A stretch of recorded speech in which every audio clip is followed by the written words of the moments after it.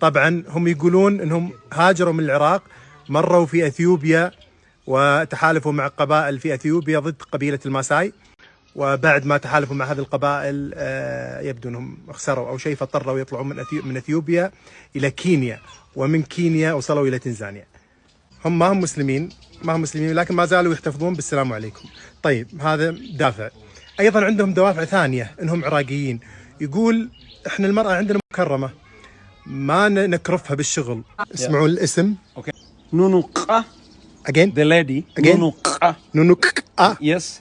عشان نكون في الصوره، مو قبائل بدائيه، لا هم قبيله متحضره، بدات تتحضر قبل تقريبا 30 سنه كانوا بدائيين، الان بداوا يتحضرون. سالتهم قلت لهم عندكم تلفزيونات، عندكم راديو، عندكم؟ قالوا لا ما عندنا تلفزيونات، لكن عندهم، يقول عندنا راديو كلهم مشتركين فيه وقديم يعني الله المستعان.